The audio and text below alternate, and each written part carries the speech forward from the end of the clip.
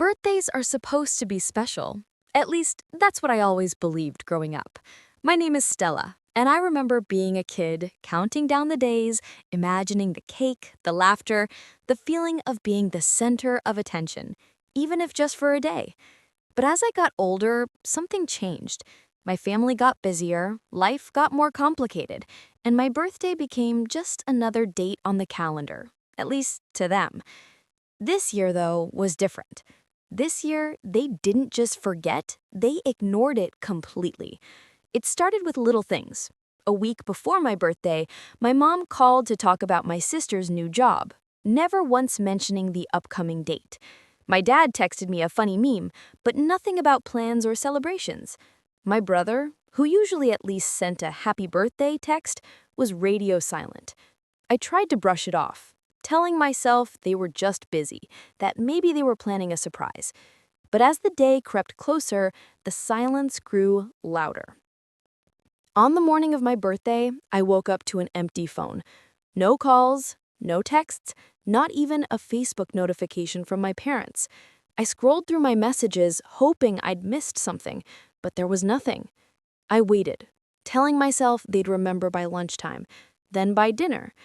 But the day came and went, and my family never reached out. I spent the evening alone, eating takeout and watching old movies, trying not to let the disappointment sink in. I told myself it didn't matter, that I was an adult now, that birthdays weren't a big deal. But the truth was, it hurt. It hurt more than I wanted to admit. I thought about all the times I'd gone out of my way to make their birthday special, organizing parties, baking cakes, sending gifts. I thought about the effort I'd put in and how little it seemed to matter now. That night, as I lay in bed, a mix of anger and sadness swirling inside me, I made a decision. If my family couldn't remember my birthday, maybe it was time to remind them what it felt like to be celebrated. But I didn't want to do it with guilt or confrontation. I wanted to do something unforgettable, something that would make them stop and realize just how much they'd taken for granted. The idea came to me slowly, like a spark catching fire. What if I planned a trip? Not just any trip, a trip to Paris, the city of lights, the city my mom had always dreamed of visiting, the city my dad talked about seeing someday, the city my brother and sister had pinned on their vision boards, but never actually made plans to see. What if I surprised them all, whisked them away without telling them why, and gave them a birthday they'd never forget?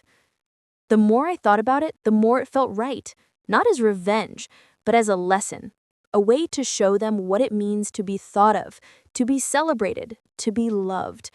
I started planning the next morning, booking flights, finding an Airbnb with a view of the Eiffel Tower, making dinner reservations at cozy bistros, and tickets for the Louvre. I kept it all a secret, telling my family only that I had a special trip planned, and that they needed to clear their schedules for a week. Their reactions were a mix of confusion and excitement. My mom peppered me with questions, trying to guess the destination. My dad joked about needing to brush up on his high school French. My brother and sister were skeptical but intrigued, agreeing to come along if only for the adventure. I told them to pack for cool weather and to bring their passports. That was all. The day of the trip arrived, and I met them at the airport, tickets in hand. They still had no idea where we were going. As we boarded the plane and the flight attendant welcomed us to Air France, their eyes widened in disbelief. "Paris?" my mom gasped, her hand flying to her mouth. My dad grinned, shaking his head in amazement. My siblings exchanged stunned glances, suddenly realizing this was real. The flight was a blur of excitement and questions. My family peppered me with guesses about why I'd chosen Paris, but I just smiled and told them to wait and see. I watched them as they marveled at the city from the taxi window, their faces lit up with wonder as we crossed the Seine and caught our first glimpse of the Eiffel Tower. For the first time in a long time, I felt a sense of control, a sense that I was finally the one creating the memories, not just tagging along. We settled into our apartment, a charming place with creaky wooden floors and a tiny balcony overlooking the rooftops. My mom immediately started taking photos, my dad unpacked his guidebook, and my siblings argued about who got the best bed. I watched them, a mix of pride and anticipation building inside me. They still didn't know the real reason for the trip, and I wasn't ready to tell them yet. That first night, we wandered the streets of Paris, stopping for crepes and hot chocolate at a little cafe. My family was in awe of everything: the lights, the food, the music drifting from a nearby accordion player. I let them soak it all in, knowing that soon they'd understand why we were really here. The next morning, Paris greeted us with a soft drizzle and the distant sound of church bells. My family woke up early, eager to explore. My mom was already dressed and ready, camera in hand, while my dad pored over his guidebook, mapping out a route to the Louvre. My brother and sister, still groggy from jet lag, grumbled about the time difference, but perked up at the mention of fresh croissants. We started our day at a bustling bakery, the air thick with the scent of butter and sugar. My family marveled at the pastries, snapping photos and debating which ones to try. I watched them, a quiet satisfaction blooming inside me. For once, I was the one orchestrating the experience, the one making the memories happen. It felt good, empowering even. As we wandered through the city, I let my family take the lead, watching as they discovered Paris for themselves. My mom gasped at the stained grass in Notre Dame, my dad lingered over every painting in the Louvre, and my siblings posed for selfies on the Pont Alexandre III. I joined in, laughing and snapping photos, but always with this secret tucked away in my heart. They still didn't know why we were here, and I wasn't ready to tell them yet. That afternoon, we climbed the steps to Montmartre, the city sprawling out below us in a patchwork of rooftops and winding streets. My family was breathless, both from the climb and the view. We sat on the steps of Sacré-Cœur, sharing a baguette and watching street performers juggle and dance. My mom leaned her head on my shoulder, sighing contentedly. "This is incredible," she whispered. "Thank you for bringing us here." I smiled, but inside I felt a pang. I wanted to tell her the truth, to explain why I'd gone to all this trouble, but I held back, waiting for the right moment. I wanted them to feel the magic of Paris, to be swept up in the wonder before I revealed the reason behind it all. That evening, I made dinner reservations at a tiny bistro tucked away on a quiet street. The place was warm and inviting, with flickering candles and the smell of garlic and wine in the air. My family chatted excitedly, recounting the day's adventures and making plans for tomorrow. I listened, feeling a mix of pride and vulnerability. I'd never done anything like this before, never taken charge, never been the one to surprise them. It was exhilarating, but also a little scary. After dinner, we strolled along the Seine, the city glowing around us. My dad stopped to take a photo of the Eiffel Tower sparkling in the distance.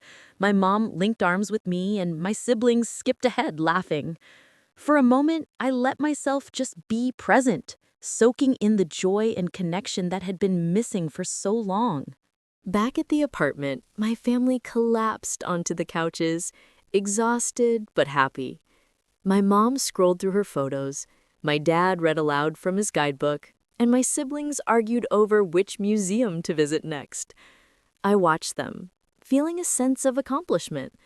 I'd brought them here, given them this experience, and for the first time in a long time, I felt seen. But as the days passed, I started to wonder if I should tell them the truth. Part of me wanted to keep the secret, to let them enjoy the trip without any guilt or awkwardness. But another part of me longed for honesty, for a chance to share how much their forgetfulness had hurt, and how much this trip meant to me. On our third day in Paris, I decided it was time. I planned a picnic in the Luxembourg Gardens, packing a basket with cheese, fruit, and fresh baguettes. We found a quiet spot under a chestnut tree, the city humming softly around us. My family settled in, chatting and laughing, and I took a deep breath. "There's something I want to tell you," I began, my voice trembling just a little. My family turned to look at me, curiosity in their eyes. "Do you know why I brought you all here?" They shook their heads, waiting. I hesitated, searching for the right words. You all forgot my birthday this year. Not just forgot, ignored it. I spent the whole day waiting for a call, a text, anything, but nothing came. It hurt more than I expected. I realized how much I'd always tried to make your birthday special, and how much it stung to be overlooked. My mom's face fell, her eyes filling with regret. My dad looked down, silent. My siblings exchanged guilty glances. I didn't want to make you feel bad. I just wanted you to understand what it feels like to be thought of, to be celebrated. So I brought you here to show you what it means to make someone feel special. I wanted you to have this memory, not as a punishment, but as a gift. For a moment, no one spoke. The city seemed to pause around us, the only sound the distant laughter of children playing nearby. My mom reached for my hand, squeezing it tightly. "I'm so sorry," she whispered. "We never meant to hurt you. Thank you for telling us, and thank you for this. It's the most incredible gift anyone's ever given me." My dad nodded, his voice thick. "We took you for granted. I'm sorry." My siblings apologized, their voices soft but sincere. We sat together in the garden, the air heavy with emotion, but also with a new sense of understanding. For the first time, I felt truly heard.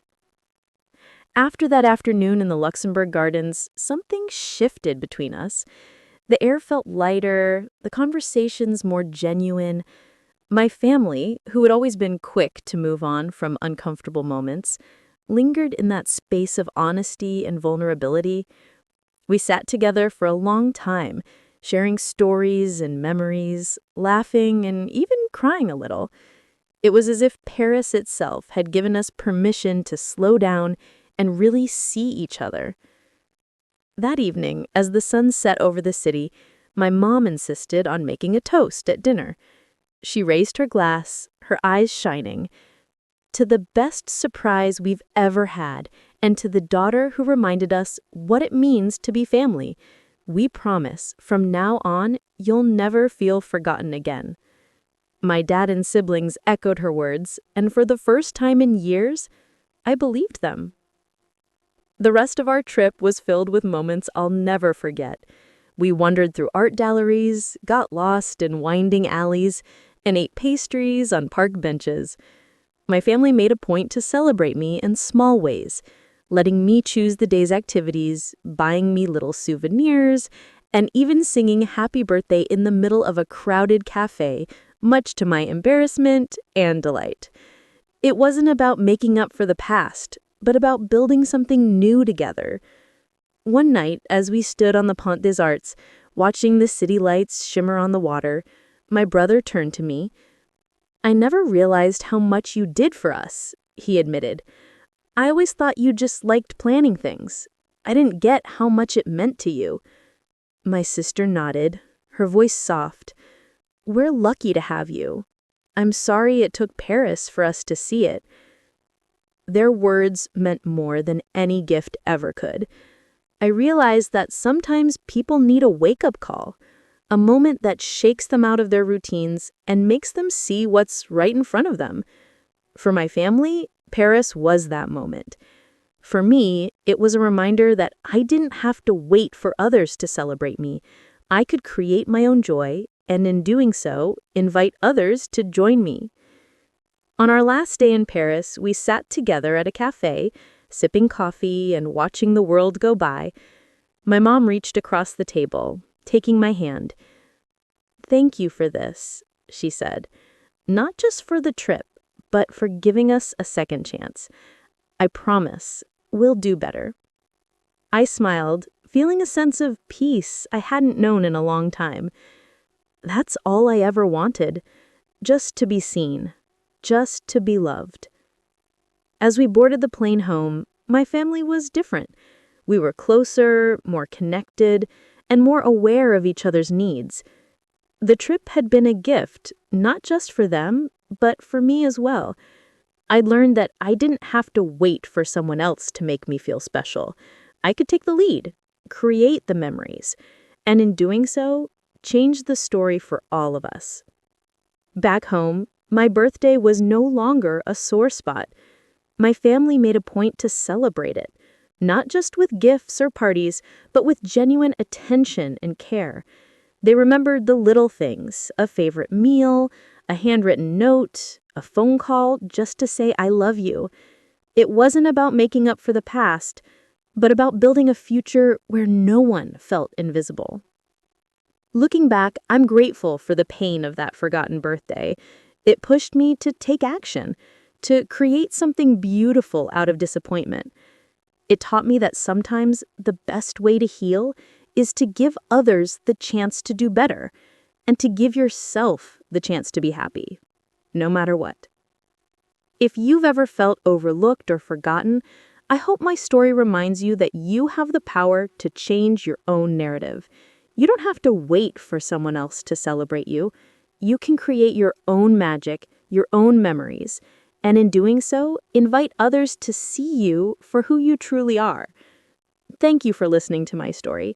If it touched your heart, please share it with someone who needs a reminder that they matter. And don't forget to subscribe for more stories about family, forgiveness, and finding your own happiness.